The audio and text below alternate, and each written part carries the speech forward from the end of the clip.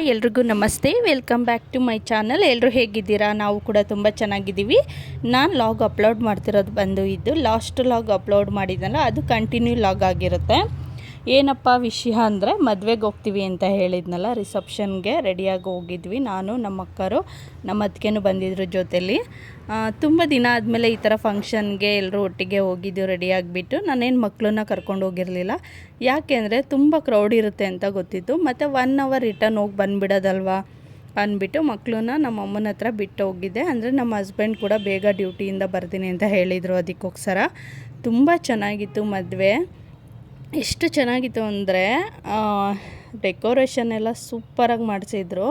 ಇನ್ನೊಂದೇನಪ್ಪ ಅಂದರೆ, ನಾವು ಹೋಗಿದ ತಕ್ಷಣ ಒಳಗಡೆ ಹೋಗಲಿಲ್ಲ, ಫುಲ್ ಕ್ರೌಡ್ ಇತ್ತು. ಹಾಗಾಗಿ ಎಂಟ್ರೆನ್ಸಲ್ಲೇ ವೆಯ್ಟ್ ಮಾಡ್ತಾಯಿದ್ವಿ, ಅಷ್ಟು ಕ್ರೌಡ್ ಇತ್ತು. ಹೋಗಿದ ತಕ್ಷಣ ವೆಲ್ಕಮ್ ಡ್ರಿಂಕ್ ಕೊಟ್ಟರು ಮತ್ತು ಸ್ನ್ಯಾಕ್ಸ್ ಕೊಟ್ಟರು. ತುಂಬ ಚೆನ್ನಾಗಿತ್ತು, ಟೇಸ್ಟಿಯಾಗಿ. ಈ ಥರ ಅಥವಾ ರಿಚ್ ಫ್ಯಾಮಿಲಿ ಅಥವಾ ಬಿಸ್ನೆಸ್ ಮ್ಯಾನ್ಗಳು ಅವ್ರವ್ರ ಮಕ್ಕಳನ್ನ ಆಫ್ಕೋರ್ಸ್ ತುಂಬ ಗ್ರ್ಯಾಂಡಾಗಿ ಮದುವೆ ಮಾಡಲಿಕ್ಕೆ ಟ್ರೈ ಮಾಡ್ತಾರೆ. ಬಟ್ ನಮ್ಮಂಥ ಮಿಡಲ್ ಕ್ಲಾಸ್ ಅವ್ರಿಗೆಲ್ಲ ಆಗೋದಿಲ್ಲ ಅನ್ನೋದಕ್ಕಿಂತ ಹೆಚ್ಚಾಗಿ ಇಷ್ಟೊಂದು ಖರ್ಚು ಮಾಡಬೇಕಲ್ಲ, ಅದ್ರ ಬದಲು ಏನಾದ್ರು ಒಂದು ಸೈಟ್ ತೊಗೋಬೋದು ಅಥವಾ ಒಂದು ಒಡವೆ ಮಾಡಿಸ್ಕೋಬೋದು ಅಂತ ಯೋಚನೆ ಮಾಡ್ತೀವಿ. ಬಟ್ ಇರೋರು ಮಾಡಲಿ, ಅವ್ರವ್ರ ಖುಷಿ ಅಲ್ವಾ. ಪಾಪ ಅವರು ಕೂಡ ಕಷ್ಟಪಟ್ಟೆ ದುಡ್ದಿರ್ತಾರೆ, ಅವ್ರವ್ರು ಈ ಲೆವೆಲ್ಗೆ ಅವ್ರವ್ರು ಮಾಡಲೇಬೇಕಾಗುತ್ತೆ. ಇನ್ನೊಂದೇನೆಂದರೆ, ನಾವು ಹೋಗಿದ್ವಲ್ಲ ಫಂಕ್ಷನ್ಗೆ, ತುಂಬ ಚೆನ್ನಾಗಿ ಕೂಡ ಮಾತಾಡಿಸಿದ್ರು. ನಮ್ಮ ಅಕ್ಕನ್ನ ಕರ್ಕೊಬ ಅಂತ ಹೇಳಿದ್ರಲ್ಲ ನಮಗೆ, ಅದಕ್ಕೋಸ್ಕರ. ಡೆಕೋರೇಷನ್ ಅಂತೂ ನನಗಂತೂ ತುಂಬ ಇಷ್ಟ ಆಯಿತು, ಅಷ್ಟು ಚೆನ್ನಾಗಿ ಮಾಡಿಸಿದ್ರು. ಹುಡುಗ ಹುಡುಗಿ ಪೇರ್ ಕೂಡ ತುಂಬ ಚೆನ್ನಾಗಿತ್ತು, ಅವರು ಕೂಡ ಮಾತಾಡಿಸಿದ್ರು. ಅಲ್ಲಿಂದ ನಾವು ಕೆಳಗಡೆ ಬಂದುಬಿಟ್ಟು ವೀಡಿಯೋಸ್ ಫೋಟೋಸ್ ತಗೊತಾ ಇದ್ವಿ. ಡೆಕೋರೇಷನ್ ಎಲ್ಲ ಚೆನ್ನಾಗಿ ಮಾಡಿದ್ರಲ್ಲ, ಹಾಗಾಗಿ ಎಷ್ಟು ಚೆನ್ನಾಗಿತ್ತು ಅಂದರೆ ನನಗಂತೂ ತುಂಬ ಖುಷಿ ಆಯಿತು. ಇದು ಚೌಟ್ರಿ ಬಂದುಬಿಟ್ಟು ಕನಕಪುರ ಮೇನ್ ರೋಡು, ಡಿಮಾರ್ಟ್ ಹತ್ರ ಬರುತ್ತೆ. ತುಂಬ ನಿಯರೇ ಇತ್ತು, ಒಂದು 5-6 ಕಿಲೋಮೀಟರ್ ಅಷ್ಟೇ ನಮ್ಮ ಮನೆ ಹತ್ರದಿಂದ. ಹಾಗಾಗಿ ಮಕ್ಕಳನ್ನ ಕೂಡ ಬಿಟ್ಟು ಹೋಗಿದ್ದು ನಾನು. ರಿಸೆಪ್ಷನ್ ಮುಗಿಸ್ಕೊಂಡು ನಾವು ಊಟಕ್ಕೆ ಅಂತ ಬಂದ್ವಿ. ಅಲ್ಲಿ ಹೇಳ್ತಾಯಿದ್ರು ಕೆಳಗಡೆನೂ ಇದೆ ಮೇಲೂ ಇದೆ ಹೋಗಿ ಅಂದ್ಬಿಟ್ಟು. ಕೆಳಗಡೆ ಬಂದು ಕೂತಿ ಊಟ ಮಾಡೋದು, ಅಂದರೆ ವಯಸ್ಸಾಗಿರೋರೆಲ್ಲ ಇರ್ತಾರಲ್ಲ ಪಾಪ, ಅವರಿಗೆಲ್ಲ ಬಡಿಸೋ ವ್ಯವಸ್ಥೆ ಮಾಡಿದರು. ಮೇಲ್ಗಡೆ ಬಂದು ಬೊಫೆ ಸಿಸ್ಟಮ್ ಮಾಡಿದರು. ತುಂಬ ಚೆನ್ನಾಗಿತ್ತು. ನಾನು ಒಂದು ರೌಂಡ್ ಹಾಗೆ ವೀಡಿಯೋ ಮಾಡ್ಕೊತಾ ಇದ್ದೆ, ಏನೇನಿದೆ ಅಂದ್ಬಿಟ್ಟು. ಯಾವ್ದು ತಿನ್ನೋದು ಏನು ಬಿಡೋದು ಅಂತಲೇ ಗೊತ್ತಾಗ್ತಿರಲಿಲ್ಲ, ಅಷ್ಟು ವೆರೈಟೀಸ್ ಇತ್ತು. South, north, Chinese, fruits, ice cream, chaats, ಎಲ್ಲ ಥರ ಇತ್ತು ಫುಡ್ಡು. ಬಟ್ ಅಷ್ಟೊಂದೆಲ್ಲ ಹೇಗೆ ತಿನ್ನೋಕ್ಕಾಗುತ್ತೆ ಅಲ್ವಾ. ಬಟ್ ಅವ್ರ ಖುಷಿ, ಇಷ್ಟೊಂದು ಅರೇಂಜ್ ಮಾಡಿದ್ದಾರೆ ಪಾಪ. ಅಷ್ಟು ಜನನೂ ಕೂಡ ಇದ್ದರು, ಕ್ರೌಡ್ ಇದ್ದರು. ನಾನು ಎಷ್ಟಾಗುತ್ತೆ ಅಷ್ಟು ಕ್ಲಿಪ್ಪಿಂಗ್ ತಗೊತಾ ಇದ್ದೆ. ಎಷ್ಟು ಚೆನ್ನಾಗಿತ್ತು ಅಂದರೆ ಫುಡ್ಡೆಲ್ಲ ವೆರಿ ಟೇಸ್ಟಿ. ನನಗಂತೂ ತುಂಬ ಇಷ್ಟ ಆಯಿತು.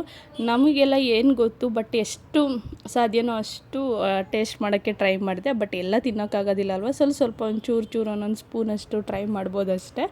ಹೋಗಿದ ತಕ್ಷಣ ವೆಲ್ಕಮ್ ಡ್ರಿಂಕು ಮತ್ತು ಸ್ನ್ಯಾಕ್ಸ್ ಕೊಟ್ರಲ್ಲ, ನಾವು ಫೋಟೋ ಎಲ್ಲ ವೀಡಿಯೋ ಎಲ್ಲ ತೆಕ್ಕೊಂಡು ಮೇಲ್ಗಡೆ ಬಂದು ಈ ಥರ ಊಟ ಮಾಡ್ತಾಯಿದ್ವಿ.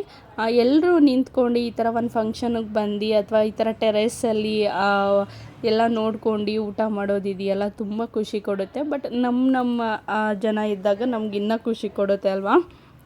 ಏನಪ್ಪ ಅಂದರೆ, ನಮ್ಮ ಅಕ್ಕರು ನಮ್ಮ ಅತ್ತಿಗೆ ಎಲ್ಲ ಹೋಗಿದ್ವಲ್ಲ, ನಮಗೂ ಖುಷಿ ಆಗ್ತಿತ್ತು. ತುಂಬ ಚೆನ್ನಾಗಿ ಕೂಡ ಕಾಣಿಸ್ತಾಯಿದ್ರು. ಎಲ್ಲರೂ ರೆಡಿಯಾಗಿಬಿಟ್ಟು ಹೋಗಿದ್ವಿ ಅಲ್ವಾ, ಸ್ಯಾರಿ ಹಾಕ್ಕೊಂಡು, ಅದಕ್ಕೋಸ್ಕರ.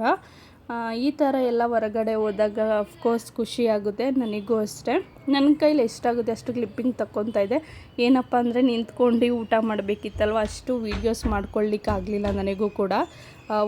ಊಟನೂ ಅಷ್ಟೇ ಅಷ್ಟು ಟೇಸ್ಟಿಯಾಗಿತ್ತು.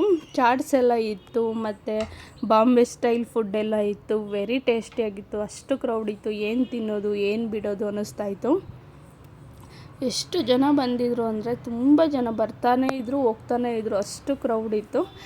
ಅವರು ತುಂಬ ರಿಚ್ ಇದ್ದಾರಲ್ವ, ಹಾಗಾಗಿ ಜನಗಳು ಕೂಡ ತುಂಬ, ಅವರು ಕಡೆಯವರೆಲ್ಲ ತುಂಬ ಜನ ಇದ್ದರು, ಹುಡುಗ ಹುಡುಗಿ ಕಡೆಯವರೆಲ್ಲ. ನಮಗೆ ಯಾರೂ ಅಷ್ಟು ಪರಿಚಯ ಇಲ್ಲ, ನಮಗೆ ಗೊತ್ತಿರೋರು ಒಂದು 5-6 ಜನ ಹೋಗಿದ್ವಿ. ನಾವು ಆಟೋ ಬುಕ್ ಮಾಡ್ಕೊಂಡು ಹೋಗಿದ್ವಿ, ಮನೆ ಹತ್ರನೇ ಅಲ್ವಾ ಇರೋದು ಅಂದ್ಬಿಟ್ಟು. ಇವರು ನಮ್ಮ ರಿಲೇಟಿವೇ, ಅವ್ರು ಕರ್ಕೊಂಡು ಹೋಗಿದ್ರು ಆಟೋದಲ್ಲಿ. ಆಮೇಲೆ ಊಟ ಎಲ್ಲ ಮಾಡಿಬಿಟ್ಟು ಒಂದು ಸಲ ಆಮೇಲೆ ಏನೇನಿದೆ ನೋಡ್ಕೊಂಬರೋಣ ಅಂದ್ಬಿಟ್ಟು ಸುತ್ತ ಸುಮ್ಮನೆ ಹಂಗೆ ರೌಂಡ್ ನೋಡ್ತಾ ಇದ್ವಿ, ಏನೇನಿದೆ ಫುಡ್ಡು ಅಂತ. ಬೋರ್ಡ್ ಇರುತ್ತಲ್ಲ, ಅವ್ರ ಫುಡ್ಡು ಮೆನು ಇಟ್ಟಿರ್ತಾರಲ್ಲ ಅದ್ರ ಮುಂದೆ. ಹಾಗಾಗಿ ನನಗೆ ಎಷ್ಟಾಗುತ್ತೆ ಅಷ್ಟು ತಿನ್ಬಿಟ್ಟು ನಾನು ಪಾನಿಪುರಿ ತಿನ್ನೋಣ ಅಂದ್ಬಿಟ್ಟು ಹೋದೆ. ಪಾನಿಪುರಿ, ಬೇಲ್ಪುರಿ ಮತ್ತು ಮಸಾಲೆ ಪೂರಿ, ಗೋಬಿ, ಚಾಟ್ಸು, ಪಾವ್ ಬಜ್ಜಿ ಎಲ್ಲ ಇತ್ತು.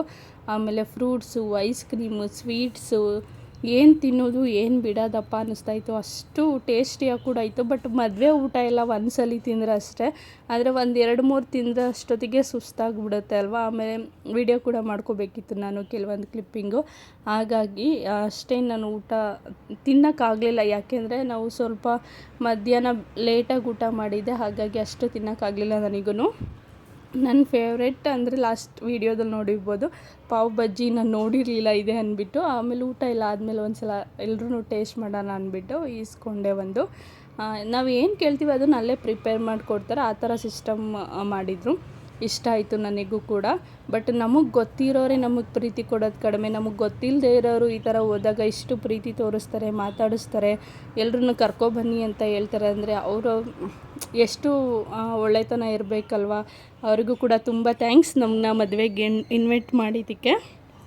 ಯಾರು ಈ ಲಾಗ್ನ ನೋಡ್ತಾ ಇದ್ದೀರಾ ಪ್ಲೀಸ್ ಸಬ್ಸ್ಕ್ರೈಬ್ ಮಾಡ್ಕೊಂಡಿಲ್ಲ ಅಂದರೆ ಸಬ್ಸ್ಕ್ರೈಬ್ ಮಾಡ್ಕೊಳ್ಳಿ, ಲೈಕ್ ಮಾಡಿ, ಶೇರ್ ಮಾಡಿ, ಕಮೆಂಟ್ ಮಾಡಿ. ಪಕ್ಕದಲ್ಲಿರೋ ಬೆಲ್ಲೈಕನ್ನ ಕ್ಲಿಕ್ ಮಾಡಿದ್ರೆ ನಿಮಗೆ ನನ್ನೆಲ್ಲ ನೋಟಿಫಿಕೇಷನ್ ಬರುತ್ತೆ. ಇದೇ ಥರ ಸಪೋರ್ಟ್ ಮಾಡ್ತಾಯಿರಿ. ಈ ಲಾಗ್ನ ಎಲ್ಲಿಗೆ ಏನು ಮಾಡ್ತಾಯಿದ್ದೀನಿ please like, share, comment, subscribe.